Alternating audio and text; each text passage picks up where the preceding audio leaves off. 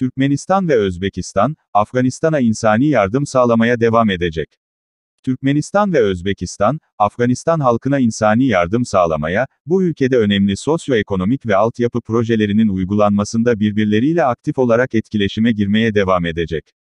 Özbekistan Cumhurbaşkanı basın servisinin bildirdiğine göre, bugün Taşkent'teki iki ülke delegasyonlarının katılımıyla genişletilmiş bir formatta yapılan zirve görüşmelerinde bu duyuruldu.